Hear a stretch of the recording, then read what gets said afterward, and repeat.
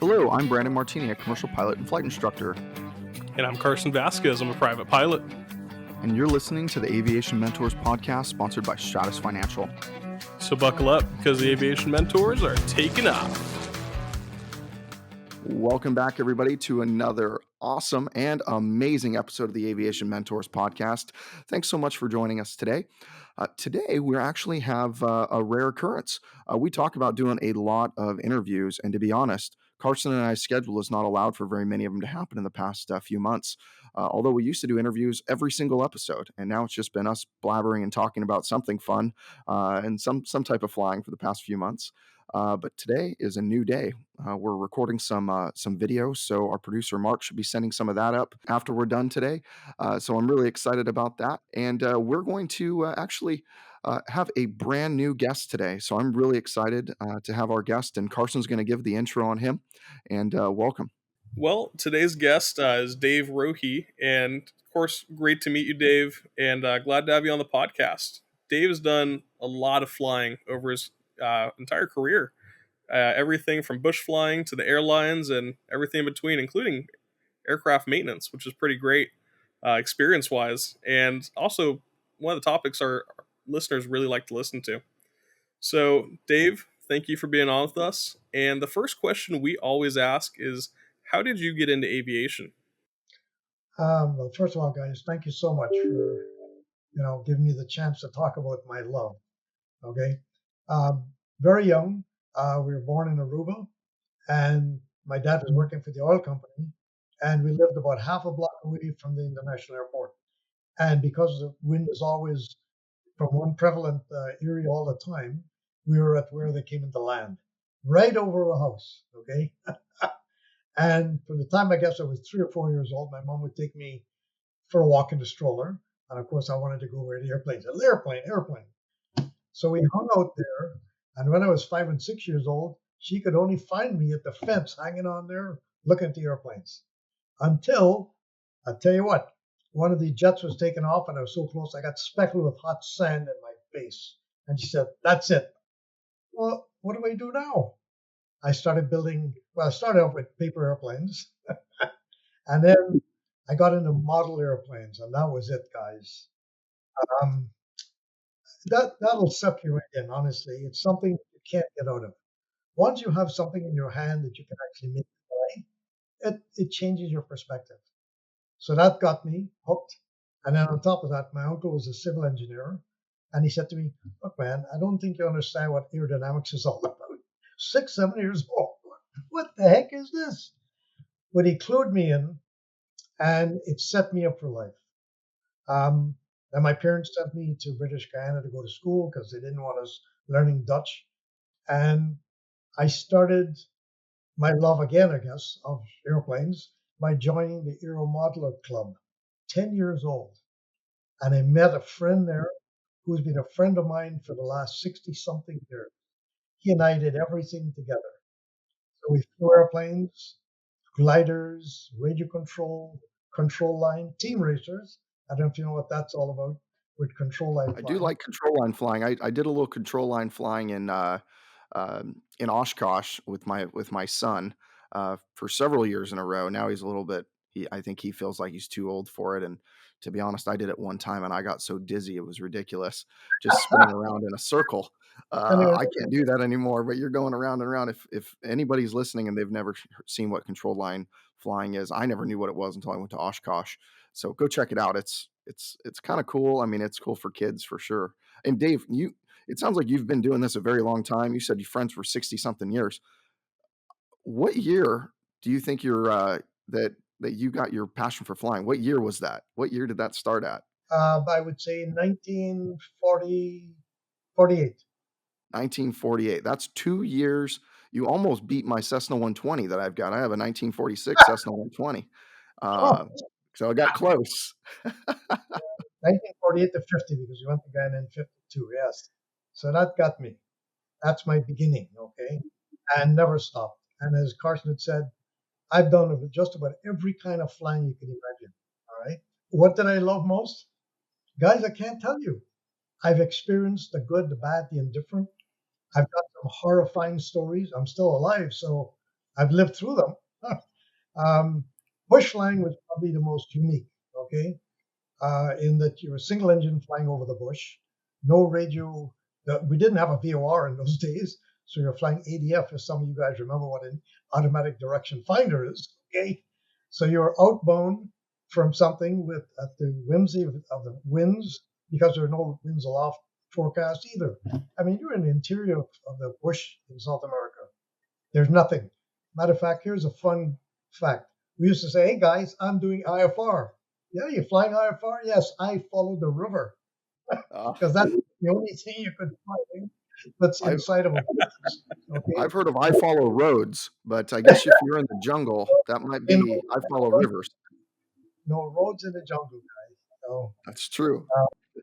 Uh, so in that sense, I guess I learned early on, and you'd asked me about my background. I was never the greatest student, okay, quite frankly. I mean, I love geography. There are things that led me into like physics and chemistry. And my uncle, my second uncle now, who was a physics teacher, he said to me, you know something, guy, you got to take some of this science in. Well, I did. And what happened is after I graduated, I went to the Government Technical Institute and I learned mechanical and electrical engineering. That's the best thing I want to talk to young people about at some point. If you have good basics, nothing will escape you in that sense. Okay, so you need to learn the basics. So from that humble beginning, I got into an apprenticeship with the national airline, and that also set me up for mentors. Two engineers were my greatest friends, mentors. Kind of took me under their wing, taught me everything they could.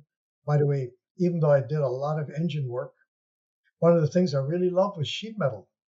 I actually became an expert sheet metal mechanic, changing wing spars, doing a lot of stuff because, of course, seaplanes, which was the base I was at, lots of corrosion, salt water. Okay, so constantly every night we were looking for corrosion, and then I learned how to protect metal against corrosion. Great beginnings. Now I know you guys had asked me, tell a little bit what transition, I guess, from maintenance to flying. Well, the sheet metal bay was right next to where we launched the seaplanes. Okay, and the seaplanes actually had two functions. There were only 9 passenger seaplanes, the Grumman Goose, and we used to fly into the bush up a river. And then there was a lot of cargo flights further in the interior, also to rivers. I got a question for you on that. Have you ever flown an albatross? Yes, I've flown in an albatross. I never flew it. All right. I got one up on you then, finally. I have an albatross type rating. Kidding me? That is amazing. That is one monster. Well, I got a bigger one for you though. You know the Sikorsky, the 4-engine sucker? They only built like 7 of those things. It's a Uh-huh. 50-passenger flying boat. Oh, And very neat. I worked on that in the Antilles airboats in St. Thomas for a couple of years. So we're going to talk big airplanes. All right. That was something else. The cockpit on a Sikorsky, I don't know what I remember the Albatross being in it, but the cockpit in a Sikorsky flying boat is like a living room. It could seat like 10 people. I've never seen anything so big. But anyway, what I was getting back to was the seaplane used to launch right outside the door of my sheet metal bay. And every now and again they'd be look, hey, we need an anchor buoy. What do you need an anchor buoy for? Oh, you got to throw out the rope and an anchor because you can't. There's no place to come up on land. So throw out the anchor. Volunteer. So from that, I met my first mentor. As a matter of fact, he only recently passed away from ALS, and I was able to get a commemorative stamp for him from the government because he was literally a national hero. But he got me in an airplane a couple of times, and then I'd be sitting there in the cockpit, not doing anything, like Grumman. And then when we landed in the water, I got to go to the little hatch in the front, throw out the anchor, let it grab, and then while they unload the airplane, he said to me once, "Why don't you fly this thing?" And I go, "What do you mean?" He said, "Yeah, man, put your hand on the yoke, grab it." I said, "Man, but I can't fly." He said, "Let me tell you something. I can teach a monkey to fly, and you ain't no monkey." And I'll tell you something. After 4 or 5 flights, hooked, sink and hook. I'm just gone.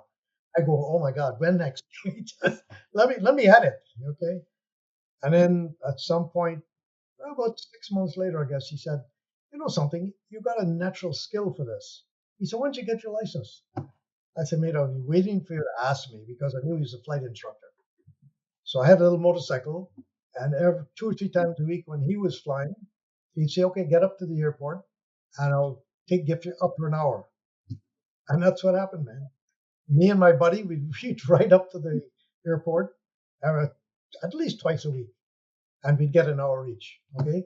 And listen to this one, guys. I went solo at 4 hours and 52 minutes. Can you believe that one? That's pretty quick. How did you know it was in 52 minutes? You guys kept down to, I mean, that's not tenths of the hour. That'd be 6-minute increments. So 52 is off by 4 minutes. Yeah. Well, he was the one that said his 4 minutes 52. He was on the ground when he walked out the airport. Okay.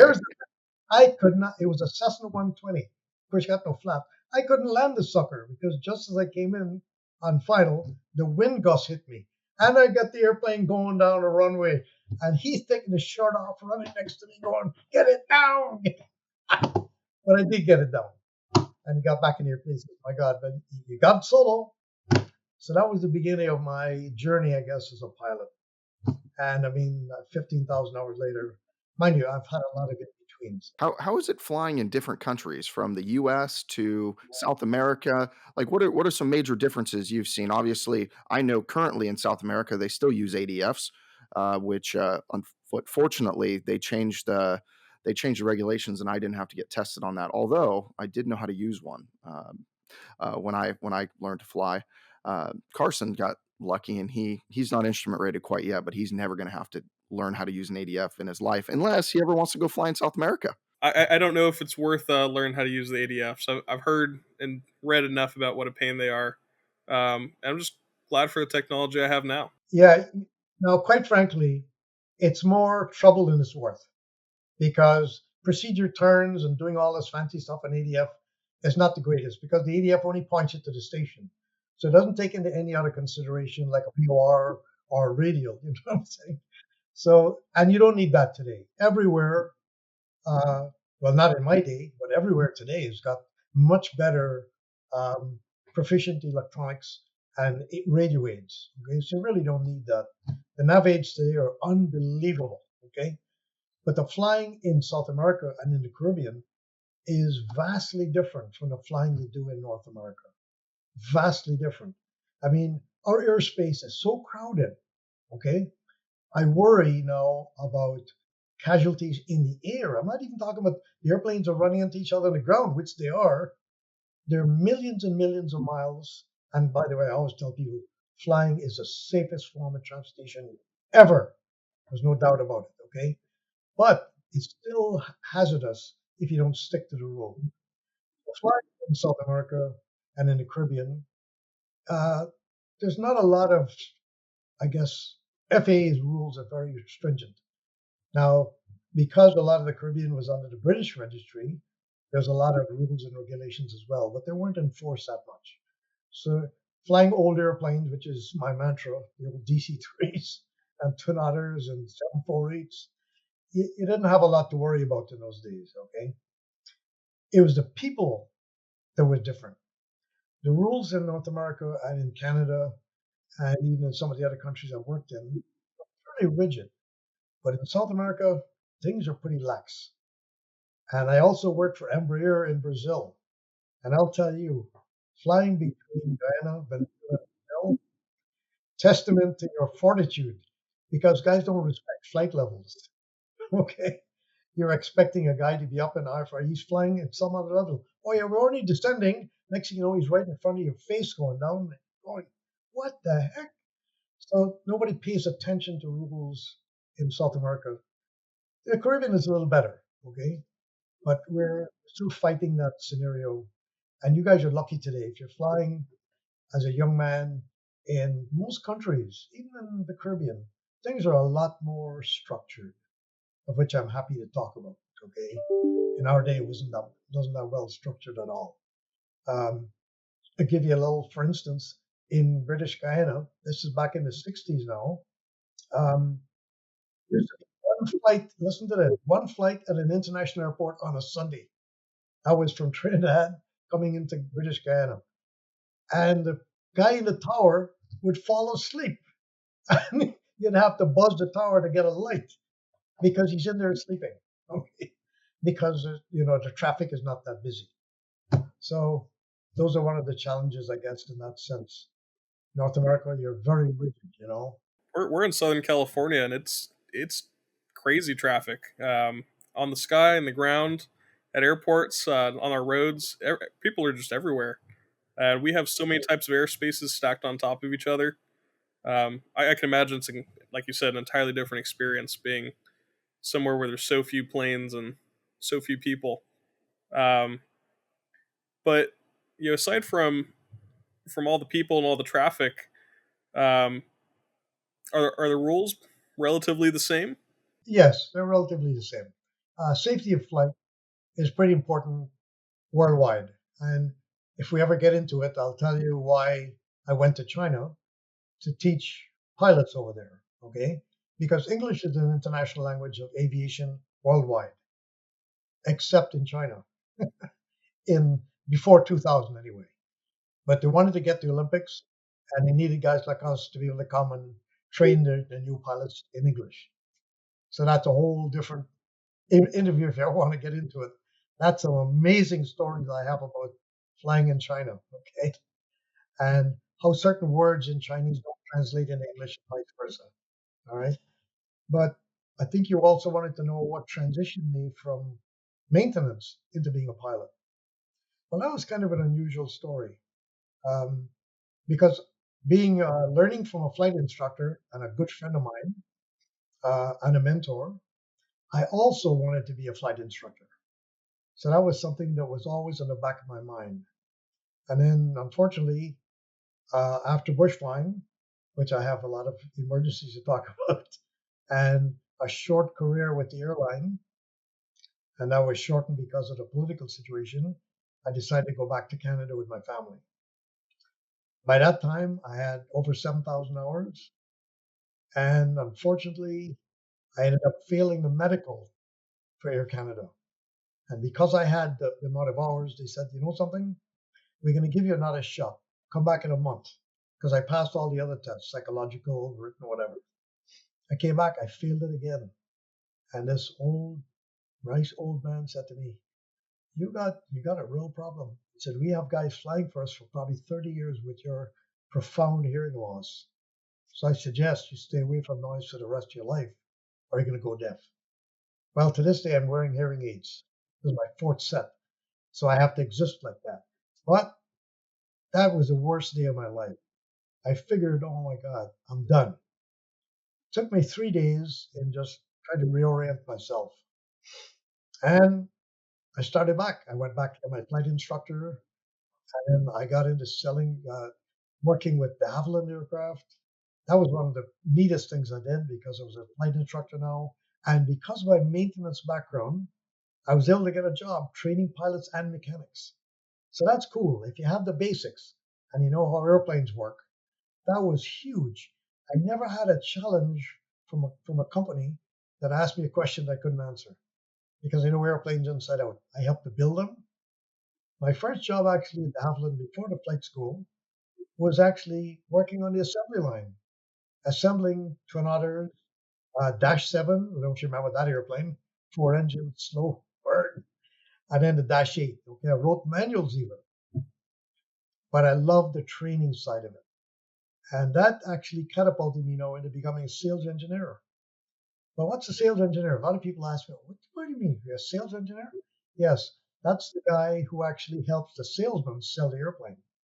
Because what you do is you do fleet analysis, you do fleet plans, you tell them how many, what's the analysis of how many hours you need to make that airplane be profitable, what the passenger load is, a whole bunch of neat stuff. And of course, today it's all computerized. In the old days, you're working out by hand. All right. So that's the transition into everything else. One of the stories I always tell a lot of folks when they ask me, how many things you did in aviation? I said, I've done every job in aviation except sell tickets for an airline. That's about the only thing I didn't do. Did you have to work the front of the airline? Did you have to, maybe you didn't sell the tickets. Did you check them in at the gate or anything like that? No, didn't have to do any of that. That was a All right. So we're missing gate agent stuff, but that's about it, huh? gate agent. Oh boy. Yep. There's a lot of fun stuff there. But it's actually more fun in the airplane. In the old days, when you had 4 bars in your shoulder, you were the king of the crop. In North America, now I think Carson just asked that question a little while ago. In South America, you had 4 bars in your shoulder, you were the king of the crop. Today in North America, you are not. 4 bars are not. It's the base manager that tells you what to do. He's got more control until they push that airplane back. Okay. By that time, you're in control, but now it's not the same. It's kind of a strange scenario. Okay. I always felt in control in South America. In North America, never had that same feeling. Okay. Um, it's kind of a strange evolution, I guess, of aviation in a sense, whereby in the old days the captain of the airplane was in control of everything. Okay. As a matter of fact, one of the emergencies I had in South America was them overloading an airplane and my co-pilot having to sign the manifest and not realizing that it actually forged the weights. Okay, so there are some real issues that you need to deal with when you got 4 bars in your shoulder. Okay, so from transitioning out of that aspect into flight training, uh, training people, it was a real, I guess, complete change. But what it was is building up experience from all the different things that I've done in the industry. I mean, you ask me about any side of the industry, and I can tell you again, except being a gate agent or ticket agent, I've done it. I've cleaned I've cleaned the bottom of seaplanes with a gas and oil mixture. Why? To stave off saltwater corrosion. And you know how many people don't even know that one? All right. So there's a lot of interesting things that I've done. I think to this day, at 80 years old, I'm 80 this year, I can actually still probably do a hot section on a turbine engine because that's the grounding that I had. Okay. Um, my buddy and I, every time there was an engine change, guys would say, "Who wants to work tonight?" we're here, guys. We don't want to go home. Okay. So we did a lot of that work, which grounds you in every side of flying an airplane. Now, the corollary is, let me change hats for a second. Coming now to talk as a mentor for young people, the airlines maybe 25 years ago started asking for people with more computer skills. But I've actually flown in an airplane as a captain with a co-pilot who didn't know how to fly an airplane. I kid you not. He knew how to manage an airplane. He knew how to manage all the systems, but physically he didn't really understand what goes on with a center of gravity, the basics that we learned as kids. Okay, so that's why, as a mentor now, I start talking to people about how things fly. That's the first thing I have. And just to give you an example, I'm going to show you something. I don't know if you guys would have ever seen this. This is by a Jewish inventor, a paper airplane with a motor. This thing flies amazing. Okay. Now, I'm teaching young people with this one as well. Okay. Why things fly. Before you get an airplane and you know how computers work and you're a genius with a tech, all right, or the nav aids or whatever, you better know how to operate the airplane. And if you remember not too long ago when the 737 problem occurred, it was not knowing how to overcome these forces, right? That were trying to nosedive the airplane. If you're not familiar with all the basics of flight and the mechanics of flight and how the pieces of the aircraft work, whether it's the ailerons or the flap system or any of the interconnects, you really are, you know, you're actually not being in full control of that airplane. I really agree with you on that. The problem with most people today is they learn how to use an autopilot, they learn how to press buttons. And with all these digital cockpits, it's really difficult for especially new pilots to learn the appropriate skills that are needed. I'm a big proponent of feeling the airplane. I tell people stop looking at everything. Stop looking at the airspeed. One of my, I mean, stop looking at everything. You need to feel what the airplane's doing. You need to understand what it feels like if you're gonna stall. what it feels like if you have flaps in, don't have flaps in, feel the airplane a little bit. Like those are kind of the general skills you really need to know when you're learning how to fly. Because what's going to happen when your airspeed indicator doesn't work one day? What's going to happen when your flaps don't get extended when you think they're going to happen? Like those are all situations that I've had to deal with, and it's situations that most pilots will deal with in their life. They're going to have to deal with emergency situations, and the reason why people don't make it out alive from these situations is they don't train for it. They don't think about really how the airplane um, works. I mean, all they do is they press buttons, and I'm not a fan of that. I want people to learn how to fly a real airplane, which is really kind of difficult. I know that we're running a little bit short on time. I know we just have a few more minutes left, but I wanted to kind of talk to you about one other thing. A lot of our listeners are currently going through flight training. That's really our main audience. And in one phase or another, do you have any stories or challenges that you've had to overcome to shed some light for some students that kind of feel like there's no end to light at the end of the tunnel? What would you tell a pilot who's kind of being hard on themselves? They're having trouble with their landings, or they're having trouble with their cross country navigation, or something like that. What would you tell a new young pilot who's working on that first solo or first cross country or something like that? Now that's interesting question, Brendan, because I want to tell you something. I have to go back to what you said earlier. Feel the airplane. One of the things that I always used to impart to my students, and still do, even though I'm not no longer a flight instructor, is unusual attitudes. Forget what's going on with the instruments, okay? If you can't feel the airplane, you got some problems. Okay, so you need to learn that early. And I fear I'm not having nothing against flight schools because they do a great job, but it's a particular instructor who may not pay enough attention. And what I've found now is the instructors are paying more attention to managing the flight instead of flying the airplane. That's the key to the difference. If you can fly the airplane, you can do everything else. But the first thing you got to do is fly it. Because eventually, at some point, you're going to bring that thing down to land, and you better know how that reacts with ground forces or whatever. So even though the navigation is important and the electronics are extremely important today, just to get into a glass cockpit now is what's taken over our world. And that's not right. You know, that's only an indication of what's happening to the airplane. You better have a feel of it.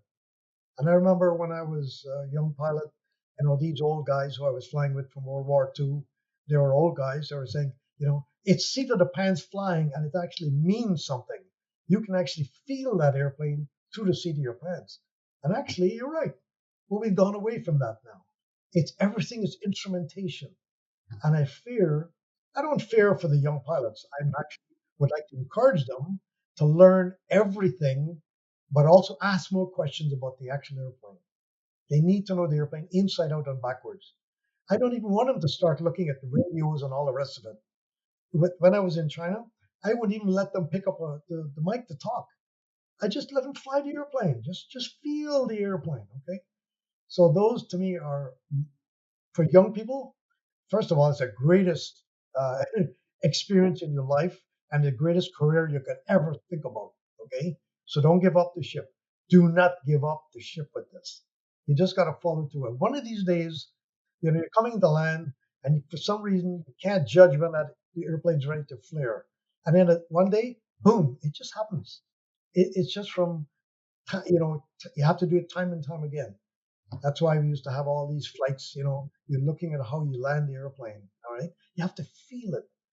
I'll give you one little story on this. One of my first transition into a 727, lovely airplane, one of the loveliest airplanes I've ever flown. I remember in Trinidad and Tobago, we're doing some circuits at night, and the captain said to me, he said, Dave, I want to tell you something about this airplane. When I let you land it, you remember that when you had all these small airplanes, you keep pulling back, pulling back, pulling back before you touch down, right? He said, with a 727, it's a little different. Because of where the center of gravity is, or the center of pressure, just before you touch, you actually have to push the stick forward to grease it on. Going, holy smoke, where would you learn this? You know what I'm saying? Because that's not the historical part of learning how to fly. It's really pulling back, pull back the power, trim it out, pull back the power, trim it out. and you flare. Well, flaring as a 727 is very different from the normal tricycle undercarriage airplane. So, in terms of human, I mean, we can talk about this at some point again if you're interested. Want to mentor young people now. I'm very interested in what's going on because the industry is going through a real evolution right now. We're short of pilots again. It happens in a cyclical situation every 30 or 40 years. We're going through it now. Plus, we need a lot more female pilots as well. That's the other issue. There's not enough women flying or learning to fly because I think maybe they think it's outside of their area of expertise, but it's not. Some of the best pilots I've taught are women. They're really unique. First of all, they're dedicated to doing something the right way every time. Whereas a guy will just take it for granted. Hey, I had to grease it on today. But a girl will tell you, you know something, I want to do it every time. So my landing's got to be perfect. So in terms of mentoring, guys, that's where I am today. I'm strongly mentoring for young people. Okay, there's scholarship out there. There's so many different programs for kids today. Unbelievable. And that's how a lot of our listeners have gotten their start as well. We've had listeners who started with Young Eagles, or a lot of people have gotten involved in in what's happening in their schools and their communities. I think it's a pretty cool way to experience aviation in the beginning. And I remember my first time in an airplane ever was a Young Eagles flight I did when I was in Boy Scouts, actually. And I still know the guy that took me up and took us up, and we're actually pretty good friends. I met him, 10, 15 years later down the line at Riverside Airport when I started flying. So it's kind of crazy how your experiences can evolve and make you as a pilot evolve. Dave, I think we're kind of running out of time here, but I wanted to thank you for being on the podcast with us today and for sharing your knowledge. It's really great to be able to hear from such a knowledgeable pilot and someone who's done so many things. So, And we know that you've got a new book that's come out. I believe you're an author of 2 books, actually. And you also have a nonprofit that you're real fond of. I would love for you to tell our listeners a little bit about that book in a minute or so, and how they could find it, where they could purchase it, and where they could learn more about you. Well, I've got 2 sites out. There's the first one, the new book. There's my bush flying book. They're all on Amazon. All right. They can probably find it with my name from Amazon. That's the best place right now. It's available as an ebook as well as a paperback. All right. And I've got a website, aviationhotshot.com. I don't know if you guys have ever looked at that, but that's got a lot of stories on there as well about my background. So that's where you can find me, and I'm really interested in what you guys do. The proponent of flying, especially the Eagle stuff, guys, Carton, the EAA does a fabulous job of getting to young people. Okay, so those are areas that really young people would be interested in. So it's not just about me; it's about what I can do for young people. And you're right, I do have a nonprofit set up for young people in South America. Okay, so I'm just interested in helping out wherever I can. If you guys want some more information at some point, I'm always here. Thank you. That's so cool. Well, Dave, thank you so much again for being on with us today. It was really special to hear some of your stories and how mentorship looks like to you in aviation. And I could tell that we've barely scratched the surface of your 40 plus years of flying and aviation history. So I'm excited to kind of talk some more at a different time, and maybe we can go down the road of hearing a particular story and telling our listeners how I survived that type of story or something. Carson, I think that would be a great episodic thing for us to do. How I survived that. I know AOPA does something similar, uh, and it would be a real neat thing to hear. I have 2 stories like that. One is about a fire in the airplane, and the other was overloaded, and that will take up a full hour. I'll tell you how All right, I survived that. Okay, it's a whole unique story. It really is. So whenever that's you're ready, fantastic. guys, just let me know. All right. Will do. Oh, Absolutely. Well, more about mentoring. Okay. Whatever you guys need, you got a source here. All right. I love that. And let if you get any students know, let them go to my website, send me an email. I'll mentor them. I'm interested in mentoring anybody now. That is absolutely amazing, and I know there's several people that have taken me up on that offer because I have a similar offer as well. And there are people that have taken me up, and I've set up phone calls and had conversations with them and given them advice to what they should do in their aviation career. So I think that is commendable and really awesome that you would allow other people to do that. So well, we're going to wrap up the show. Thanks again, Dave. By the way, everybody, I will have all of Dave's contact information in our show notes. We will have a link to his books on Amazon. We will also have a link to his nonprofit, as well as a way to get a hold of him. So make sure you check our show notes if you'd like to get a hold of Dave, and even if you'd like to be mentored by him. I think that would be fantastic. I think I might want to be mentored by him. He sounds like a cool guy, and it looks like he's got enough seaplane flying stories where we can kind of chit chat about that for sure. But as always, if you'd like to reach out to either one of us, me or Carson, you can reach us on our emails, brandon@aviationmentors.com, carson@aviationmentors.com. And Dave, you can reach all of his information in our show notes. Also, don't forget to hit follow, subscribe, share on everything, please. Not just whatever you're listening to. Please go on Facebook, Instagram, you name it, or whatever streaming platform you're listening to us on. It's a huge part of helping us grow the podcast and helping us grow our aviation community. And make sure that you check out Dave's books. I'm going to buy a couple of them as soon as we get off here. And Amazon's going to deliver them, hopefully same day, next day. I know they can print those books and send them out pretty quick. So pretty awesome. Thanks again. Thank you, Dave, for being on with us. And as we wrap up for the day, remember, here to guide you in your aviation journey. So fly safe and enjoy the ride. See you, everybody.